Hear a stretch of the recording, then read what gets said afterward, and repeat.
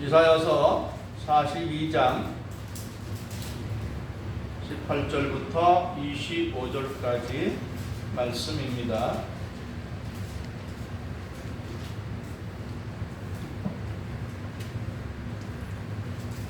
저와 여러분이 함께 교독하겠습니다.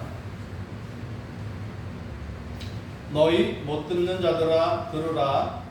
너희 맹인들아 밝히 보라. 맹인이 누구냐? 내 종이 아니냐? 누가 내가 보낸 내 사자같이 못 듣는 자이겠느냐? 누가 내게 충성된 자같이 맹인이겠느냐? 누가 여호와의 종같이 맹인이겠느냐? 내가 많은 것을 볼지라도 유의하지 아니하며 귀가 열려 있을지라도 듣지 아니하는도다. 여호와께서 그의 의로 말미암아 기쁨으로 그 돈을 크게 하며 존귀하게 하려 하셨으나 이 백성이 도둑 맞으며 칼치를 당하며 다 불 속에 잡히며 옥에 갇히도다. 노략을 당하되 구할 자가 없고 탈취를 당하되 되돌려 주라 말할 자가 없도다. 너희 중에 누가 이를 귀에 누리겠느냐? 누가 네의 올 일을 삼가 듣겠느냐? 야곱의 탈취를 당하게 하신 자가 누구냐? 이스라엘을 약탈자들에게 넘기신 자가 누구냐? 여호와가 아니시냐? 우리가 그에게 범죄하였도다.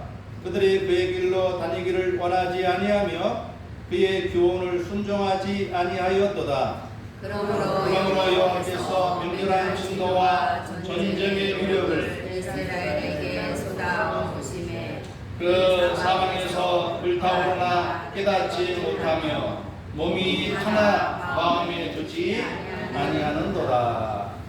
아멘. 오늘 말씀의 제목은 18절 말씀을 따라서 못 듣는 맹인 이스라엘입니다. 이스라엘이 못 듣고 못 보는 자다 하는 의미죠.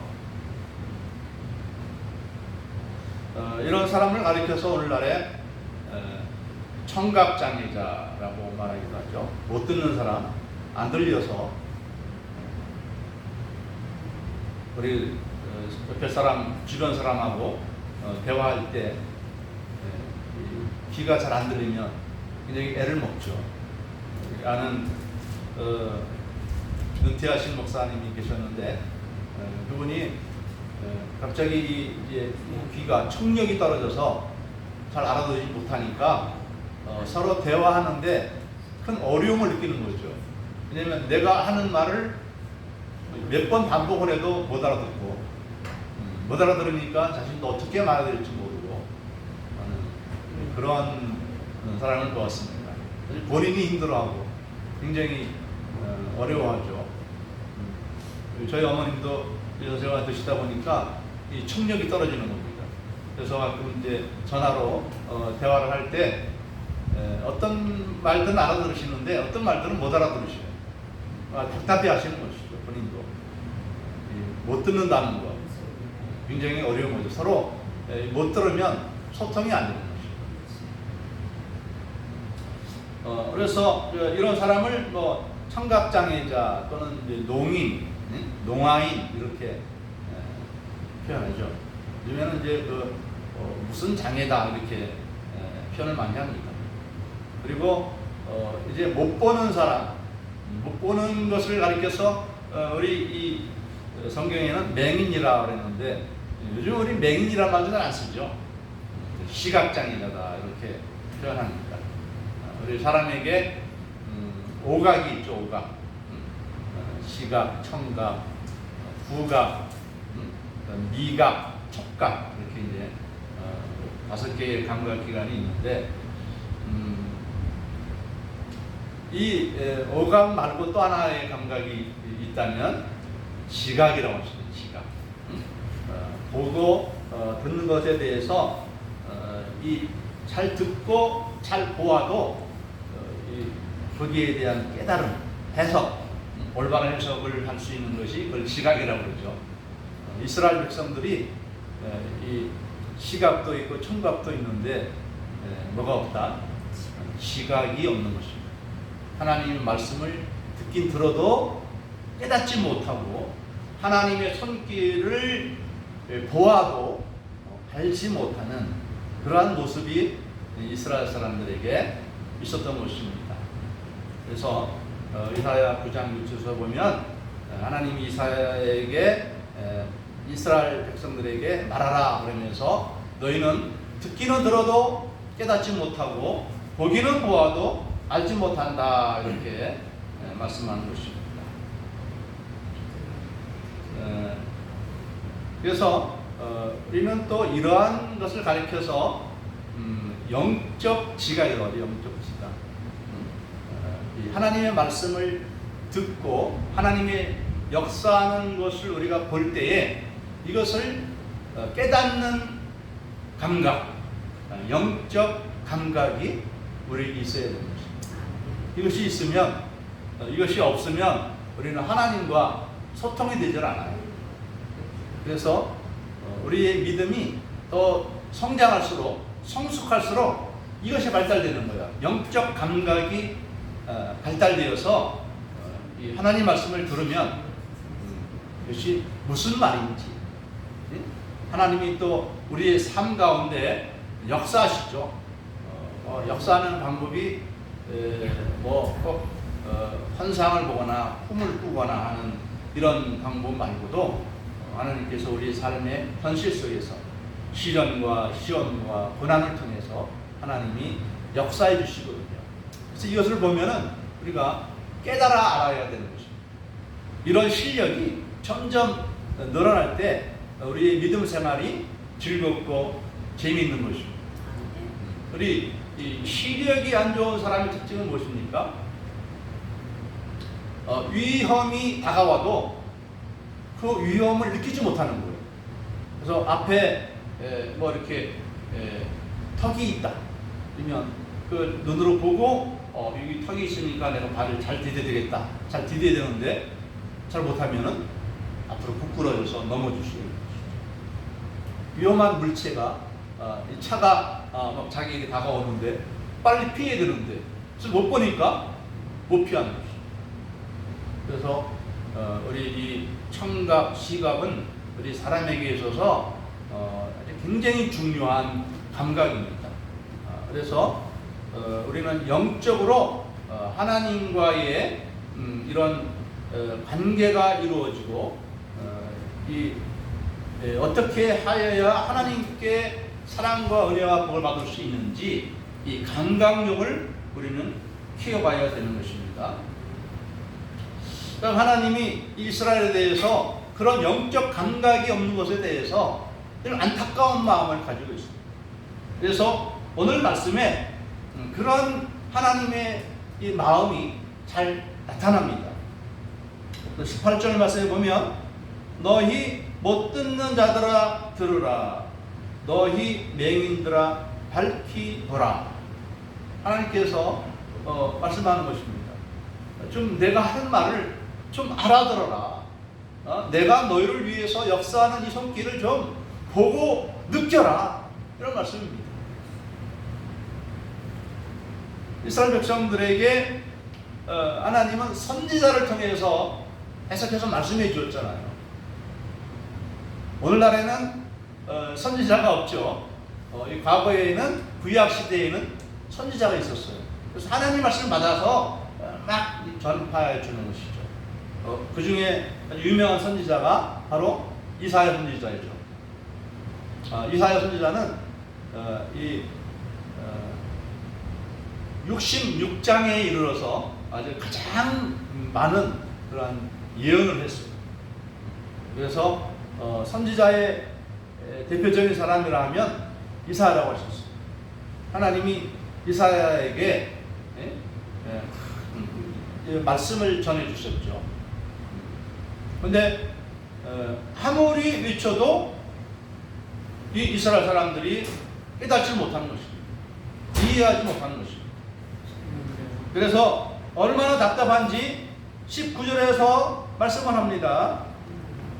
맹인이 누구냐? 내 종이 아니냐? 이렇게 말합니다. 이스라엘을 가리키는 말이죠. 종. 또 누가 내가 보내는 내 사자같이 못 듣는 자겠느냐 그랬어요.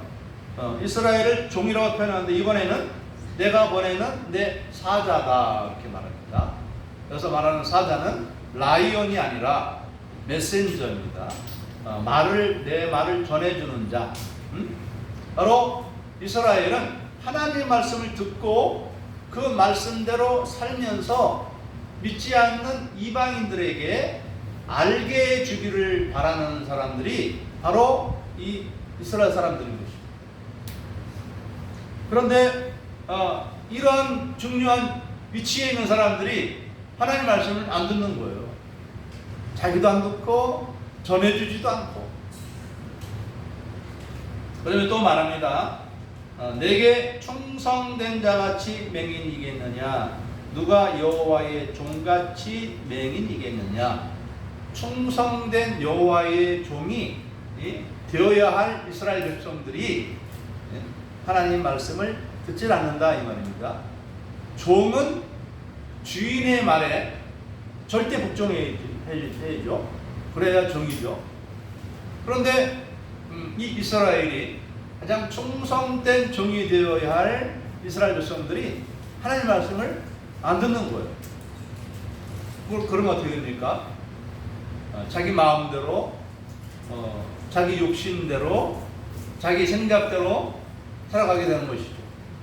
그러다 보면 이제 하나님을 떠나 죄와 멸망의 길로 갈 수밖에 없는 것입니다. 하나님 말씀 안 들어도 아무 이상이 없으면 괜찮아요. 안 들어도 괜찮아요. 그러나 하나님은 어떤 분이십니까? 우리 인간의 생사복을 주장하시는 창조주 하나님이시요 대주제이신 하나님이에요. 하나님이 이 세상 만물의 주권을 가지고 계십니다. 우리가 살 수 있고 죽을 수 있는 것 하나님의 손에 달려져 있어요. 우리 집에 있는 어항에 물고기들이 있어요. 요즘엔 새끼들을 잘라서 아주 바글바글한데, 자, 이 어항 속에 있는 이 물고기, 그 생명이 누구에게 달렸습니까? 저와 제 아내의 손에 달려 있습니다. 이걸 죽이기로 마음 먹으면 다 죽일 수가 있어요. 살리기로 마음 먹으면 다 살릴 수가 있는 것입니다. 이 아름다운 세상 만물을 지으시고 여기에 살게 하시는 분이 바로 우리 하나님 아버지입니다. 우리 하나님은 우리를 존귀하게 창조해 주셨습니다. 시편 49편 20절에 보면은 하나님이 우리를 존귀하게 하나님의 형상을 따라 만들어 주셨고, 하나님처럼 영생하게 하나님이 통치하는 그 은혜의 세상 속에서 영원토록 살게 하시려는 것이 하나님의 뜻입니다. 그런데 그것을 알지 못하는 그런 상태라면 얼마나 불쌍하고 가련한 것입니다. 그러나 하나님이 주신 인간에게 고유하게 또 보여해 주신 그 자유의지라는 것이 있죠. 하나님은 우리 사람들을 종이라고 하지만 자유를 주셨어요. 우리 인간에게 각기 자기에게 자유의지를 주셔서 억지로 하나님 말씀 앞에 복종시키는 자가 아니라 하나님의 따뜻한 권고의 말씀을 듣고 자기 스스로 돌이키게 하시는 하나님이시죠. 그래서 하나님은 우리 인생들로 당신을 믿고 숨기게 하는데 강제라는 방법을 사용하지 않습니다. 강제라는 방법을 사용해도 우리 인간은 그 자존심이 있어서 그 강제에 무릎 꿇려지기 싫어하는 그런 속성이 우리 인간에게 있습니다. 그러다 보니 우리 인간이 자기 자유를 너무 강조하다 보니 하나님 말씀이 너 이렇게 하면 죽는다 해도 그 길로 가는 거예요. 호기심이 많아가지고 우리 조상 하와께서 선악을 알게 하는 나무실과 먹으면 하나님이 죽는다, 정령 죽는다, 보지도 말고 만지지도 말라고 그랬는데 그 뱀이 다가와서 살살 유혹하지 않습니까? 저 과일을 봐라, 얼마나 맛있게 생기느냐, 얼마나 달콤하고 저걸 먹으면 지을 게 되었느냐. 그걸 먹으면 너도 하나님처럼 지혜로워지는 거야. 그러한 말을 들었을 때 우리 조상 하와 할머니께서 그것을 그냥 그럴까 해가지고 그 뱀의 말을 들었는데 그 결과는 무엇이었죠? 정말 하나님이 말씀하신 대로 죽음이 다가왔잖아요. 그래서 우리 인간이 이제 그때부터 하나님을 떠나 살기 시작했는데 하나님이 우리 인간을 돌이키게 하시려고 처음에는 이제 아브라함이라는 사람을 선택하셨죠. 아브라함과 이삭과 야곱의 자손들이 하나님을 경외하는 민족으로 삼으셨는데 이렇게 이스라엘을 하나님이 택하여 자기 백성을 삼으신 이유는 무엇입니까? 하나님의 말씀을 잘 듣고 살아가는 중에 하나님의 복과 은혜를 받아 잘 되는 모습을 이방 사람들이 보게 하기를 원하는 것입니다. 그래서 이제 이스라엘이 하나님 앞에 제사장 나라가 되는 것, 이것이 하나님이 이스라엘 백성들을 택하신 그 목적인 것입니다. 그래서 오늘 42장 21절 말씀 보면 그렇게 되어 있죠. 여호와께서 그의 의로 말미암아 기쁨으로 교훈을 크게 하며 존귀하게 하려 하였으나 그랬습니다. 하나님이 이스라엘 백성들을 존귀하게 하려고 했다. 하나님 말씀대로 순종하며 살아가면 하나님이 그 백성들에게 은혜를 주시는 것이죠. 그래서 특별히 이 다윗 왕 때에 이 다윗이 이스라엘의 왕이 되어서 하나님을 경외하며 하나님 말씀대로 순종하며 살아갈 때 하나님이 다윗이 통치하는 나라에 이스라엘에 큰 복을 주었죠. 그래서 그 이스라엘을 치고자 하는 주변의 모든 나라를 다 격퇴하고 제압하고 그래서 이 다윗이 통치할 때에 이제 나라가 평안해지는 이런 역사가 있었죠. 솔로몬 때는 그 나라가 더 부강해져서 아주 화려한 성전도 짓고 왕궁도 짓고 솔로몬과 또 그가 섬기는 하나님의 이름이 아주 막 이방 나라에 전파되어지는 놀라운 역사도 이루어졌습니다. 하나님은 말씀만 하시는 것이 아니고 실제적으로 역사를 주관하여서 입증하여 주시는 그런 하나님이신 것입니다.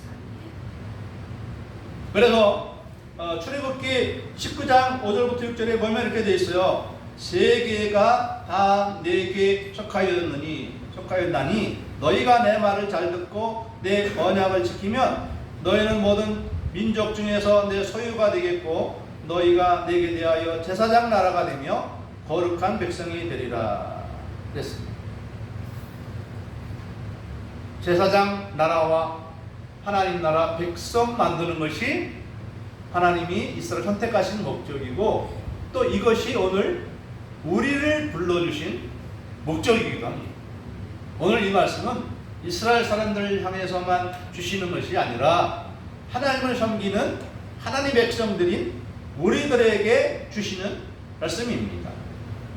그래서 우리가 베드로전서 2장 9절에도 이 말씀이 있죠. 그러나 너희는 택하신 족속이요 왕 같은 제사장들이요 거룩한 나라요 그의 소유된 백성이니 이는 너희를 어두운 데서 불러내어 그의 기이한 빛에 들어가게 하신 자의 아름다운 덕을 선포하게 하려 하심이라.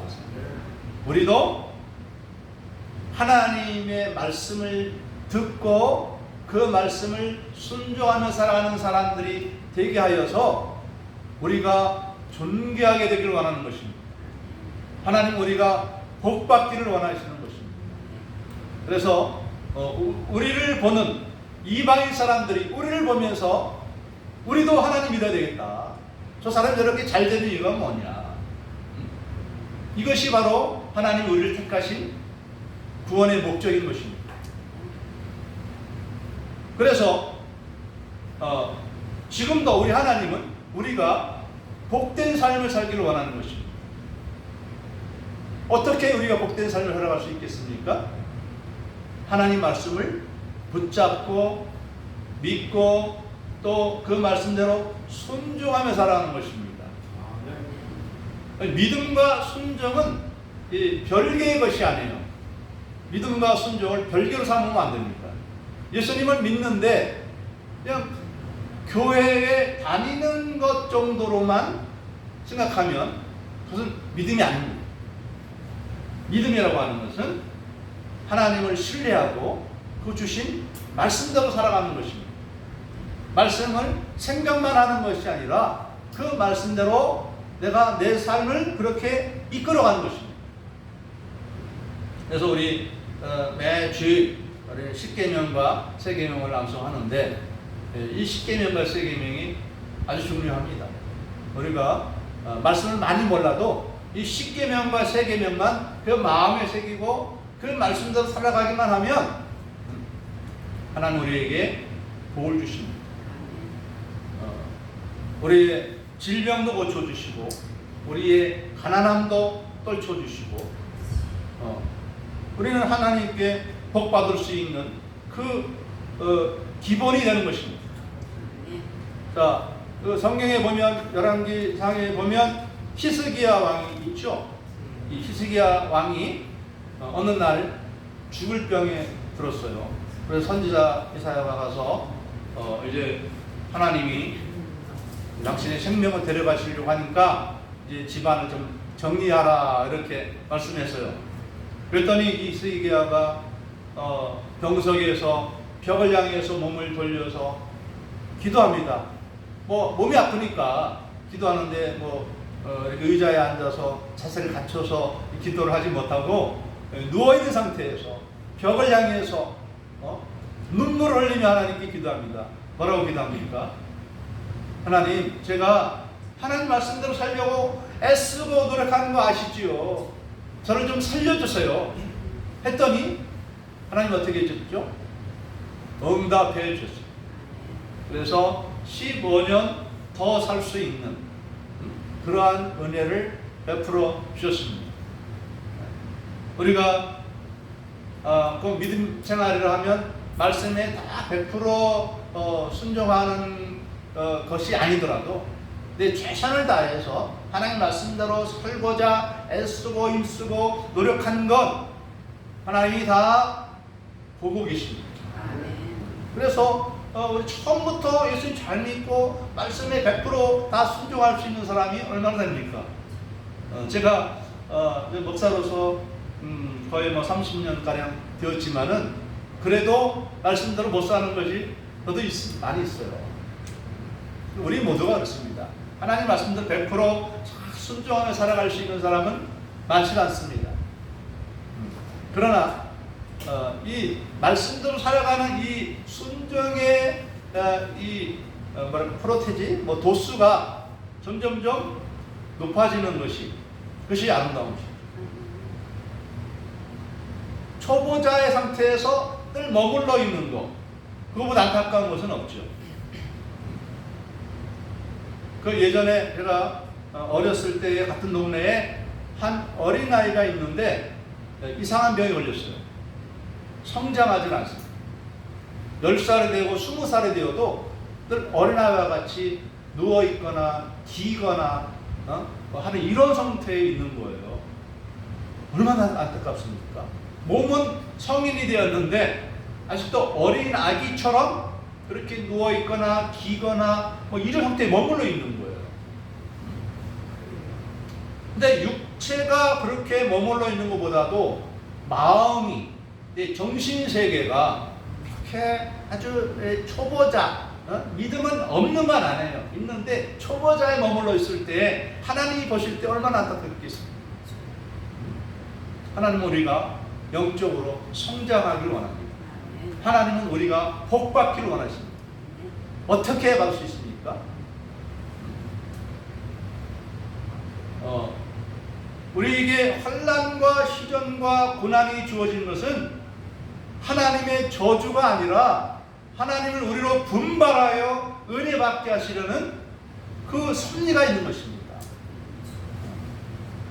저도 목사가 되기 이전에는 참 영적 고통, 많은 어려움을 만났는데 그 어려움 때문에 저는 하나님을 만나야만 된다. 이 상태에서 나는 내가 벗어날 수 없다. 특별히 이 정신적인 문제는 그것은 내 인간의 힘으로 안 되잖아요. 뭐 정신적인 문제뿐만 아니라 육신의 질병도 의사의 한계를 넘어갈 수가 없잖아요. 의료의 한계를 넘어갈 수 없는데 그 한계를 어떻게 넘어가느냐? 살아계신 하나님을 만나는 길밖에 없어요. 어떻게 만납니까? 저는 그래서 예배 시간마다 나가는 거예요. 주일 아침부터 저녁 예배까지 나가고, 이 말이 우리 담임 목사로서 하기 어려운 말이지만은 다른 교회도 나가는 거예요. 아침에 교회 가서 예배 끝나잖아요. 그러면 그 중간에 저희 어렸을 때 저녁 예배가 있었잖아요. 그 중간에 다른 교회 가는 거예요.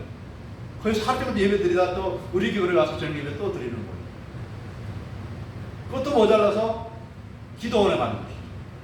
기도원에 가서 일주일 동안 금식도 하고 기도굴에 들어가서 기도도 하고. 왜? 하나님을 만나야 되니까. 하나님이 나를 언제 만나 주실지 모르니까 하나님 만날 때까지 기도하는 거예요.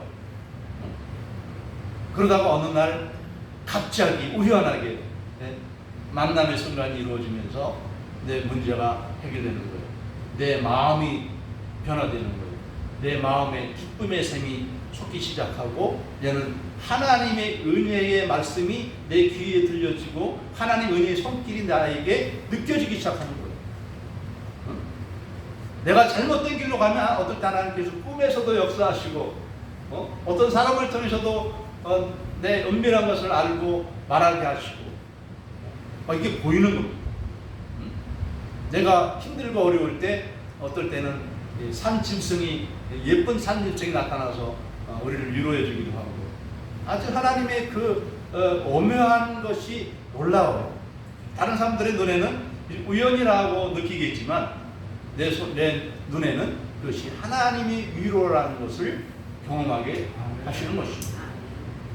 그렇기 때문에 우리가 이전보다 더 열심을 내야 될 필요가 있습니다.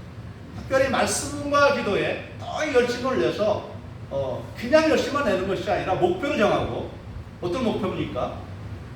하나님을 만나기 원합니다. 하나님의 은혜를 체험하기 원합니다. 그래서 제가 만난 하나님, 제가 체험한 하나님의 은혜, 여러분들도 하나님 만나고 체험하기를 바랍니다. 하나님 우리가 잘 되기를 원합니다. 내가 잘 되어야 믿지 않는 사람들에게 당당하게 예수 믿으라고 말할 수 있잖아요. 내 모습이 초라하면 전도할 수가 없어요. 내 모습이 이런데 어떻게 전도합니까? 너나 잘 믿어라 이런 말 듣죠. 우리는 우리의 믿음을 자랑할 수 있도록 하나님의 은혜에 더 간절하게 달라붙고 간절히 간구하고 하나님의 은혜를 체험함으로 말미암아 하나님을 믿었더니, 하나님을 의지했더니 이러한 은혜가 나에게 임했다고 자랑하고 선전한 여러분 되기를 주님의 이름으로 축복합니다. 아멘. 아멘. 기도합니다. 사랑의 하나님, 우리 하나님은 이스라엘 백성들이 당신의 말을 듣고 순종할 때에 잘 되도록 하나님이 역사하여 주셨사옵나이다. 그러나 그들이 그 말씀을 순종하지 아니함으로 말미암아 결국 이스라엘이 바벨론에게 멸망하고 로마에게 멸망을 당했으며, 하나님 그들의 결과가 어떤지를 우리가 다 보았나이다. 하나님 아버지, 오늘날에도 우리가 하나님께 사랑받고 택하심을 받은 그 이유와 목적을 분명히 알고 이제는 하나님 말씀에 온전히 순종함으로 말미암아 순종할 수 있는 은혜와 능력을 받음으로 말미암아 하나님께 영광 돌릴 수 있는 그러한 평강과 그러한 은혜의 아름다움을 날마다 누리며 살아갈 수 있는 그러한 저희들이 되게 하여 주시옵소서. 간절히 바라옵고 축복하오며 예수님의 이름으로 기도하옵나이다. 아멘.